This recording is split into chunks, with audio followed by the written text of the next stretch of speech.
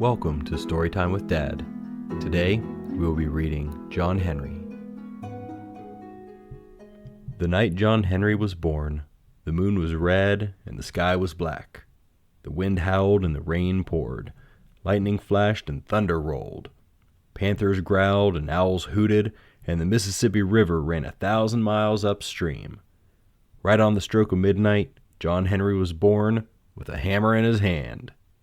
His daddy looked at him and then looked out at the storm. "All this goings-on has got to mean something," he said. "And I reckon it's telling us we ain't got no ordinary baby here. We got ourselves a real man." John Henry was awfully big and strong for a newborn baby.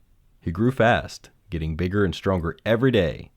As he learned to crawl around the house, his hammer rang out. Bang! Bang! Soon he was walking, and by the time he was 4 years old, John Henry was big enough to help with the chores. "Honey," his mom said to him one day, "I know how you love that hammer, but your dad needs help hoeing the corn, so you're going to have to set down your hammer for a while." John Henry always did what his mom told him, so he hung up his hammer on the wall. Then he stared up at it and he whispered, "Mama, I just know that hammer's going to be the death of me one day." John Henry worked beside his father. He weeded and hoed. He pushed a plow across the fields, and he listened when his dad told him, "If you do a job, son, you may as well do it right." Before long, John Henry had learned to use an axe, a saw, and a chisel, but nothing felt as good in his hands as a hammer. At last, one evening, when he was almost fully grown, John Henry went to his dad and his mom and said, "You always told me how I was a real man and real men should do what they do best. All this hoeing and plowing ain't natural to me. I gotta go find a job where I got a hammer in my hand." His dad nodded sadly and his mom cried a little, but they both knew John Henry was right. "Go on then, son," his daddy said. "You gotta find your own way and your own star so you can be what you're meant to be." So John Henry packed up his hammer and his other belongings and set off. It wasn't long before he had himself a job as a farmer again. He worked the fields from dawn to dusk under the blazing hot sun, but no one ever worked as hard as John Henry did. He'd harvest 4,000 pounds of produce a day. After a while, though, he decided he had to move on. The owner begged him to stay and offered to pay him more money, but John Henry only shook his head. "Lord knows I don't mind hard work," he said, "but I'm a real man, and this work ain't natural to me. I need the feel of a hammer in my hand." Down the road a ways, John Henry came to the edge of the great Mississippi River. There he saw a riverboat named the Diamond Joe pulling into port. John Henry stared at it and thought, "Maybe if I get me a job on that riverboat, it'll carry me far away. Some place where they got a need for a real man like me, a man with a hammer in his hand." So he went straight away and spoke to the captain. The captain took one look at him and hired him on the spot. Any employer would, for the years of hard labor had made John Henry so strong that his legs were as thick as tree trunks and his arms looked as if they were carved of iron. John Henry's job was to load the heavy cargo on board and to feed the furnace with great shovelfuls of wood and coal. The Diamond Joe sailed up and down the great Mississippi River, past big lively cities and small pleasant towns, past wide green fields and cool dark forests.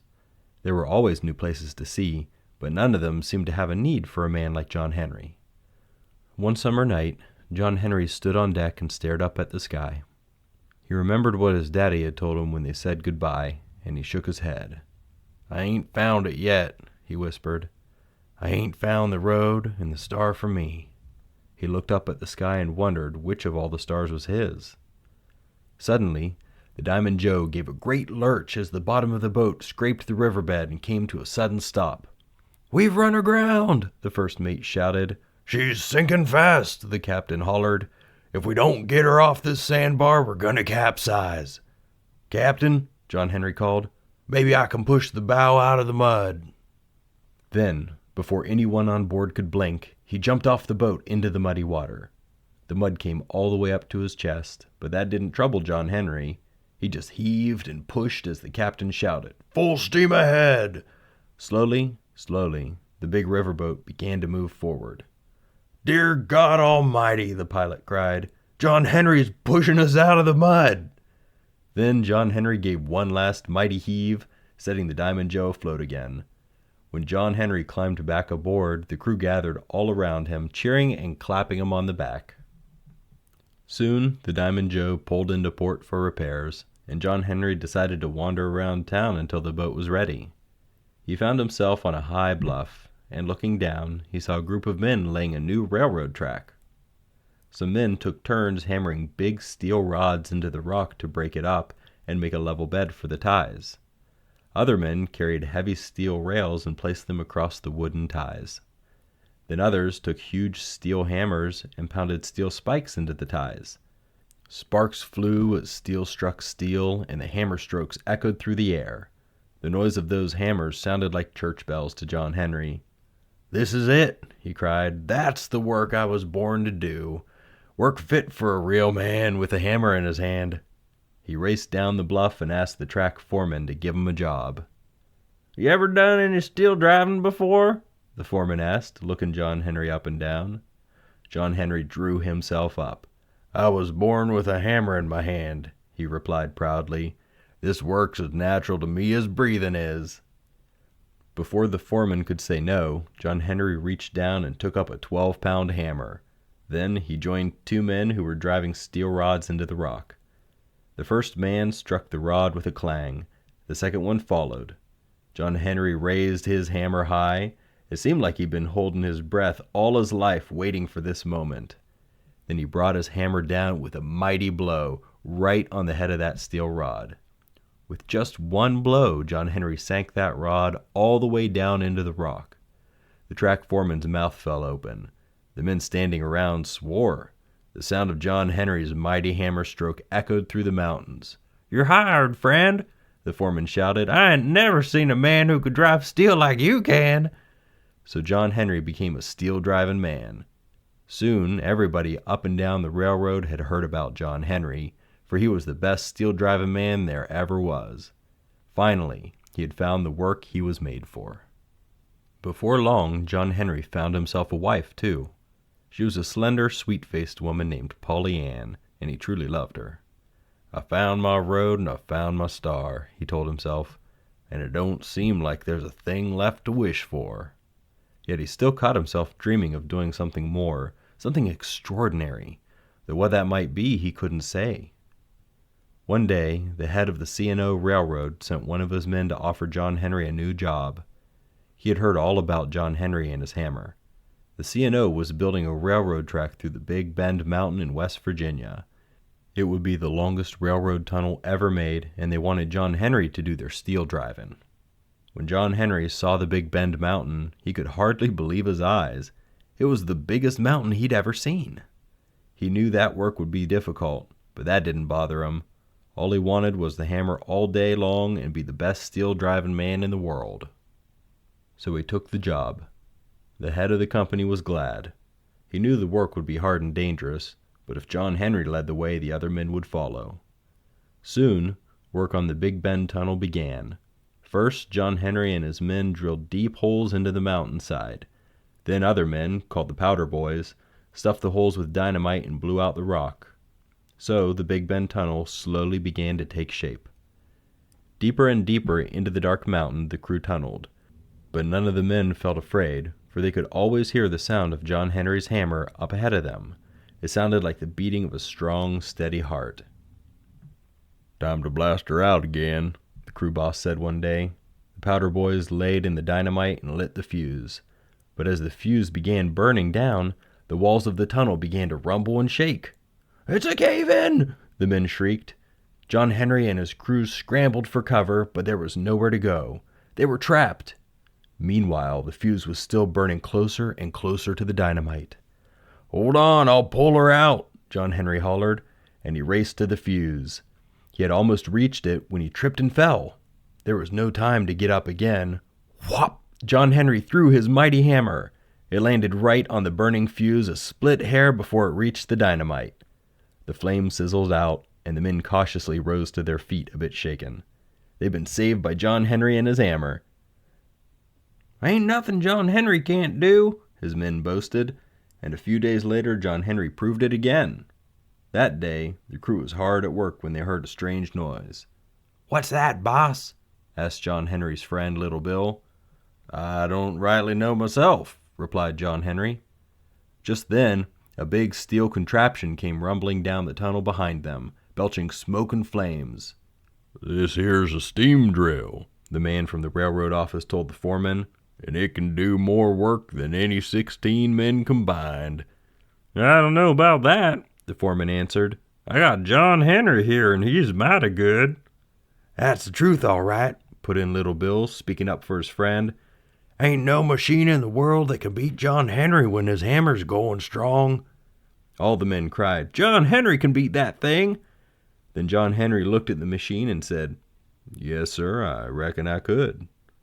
So the railroad boss said they should have a contest the very next day. John Henry and Little Bill against the new steam drill. The word quickly spread, and the next morning 1,000 people gathered to see John Henry race against the new machine. Polly Ann was up in front in her best blue dress. "Don't work yourself too hard, John Henry," she said. "Don't worry," John Henry replied, kissing her for luck. "You watch, Polly. I'm going to beat this thing." With the pistol shot, the race began. The machine screeched to life, and Little Bill positioned his drill.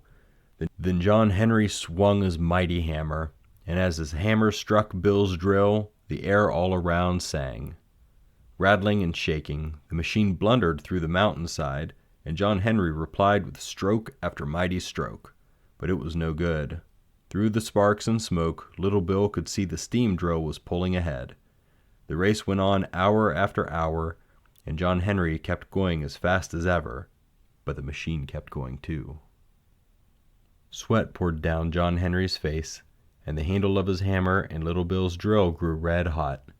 So Polly Ann poured cool jugs of water over them to keep them going, and on they went, with the steam drill just ahead.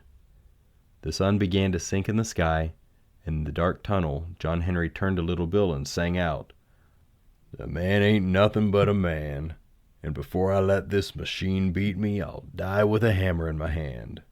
That steam drill's up ahead, but I'll keep swinging till I'm dead, and as this here hammer just won't do, go on, reach down and hand me two. Yeah, reach on down, Little Bill. Yeah, reach on down and hand me two." So Little Bill handed him two 20-pound hammers, and with one in either hand, John Henry started swinging. He swung those hammers so fast his arms became a blur. The rock crumbled and melted away before him. His great hammer strokes rang down the tunnel, and slowly John Henry and Little Bill began to pull even with the new steam drill. Finally, the men and the machine were neck and neck. Suddenly, the machine started to cough and wheeze. Just as John Henry and Little Bill pulled ahead, the steam drill started chugging and shaking. Then it choked and died. John Henry had won the race. But even then, he didn't stop. He just kept right on going. A few minutes later, there was a great splintering sound, and slivers of rock flew all around. Bright and golden light came pouring into the black tunnel. John Henry had broken through to the other side of the mountain. The Big Bend tunnel was finished.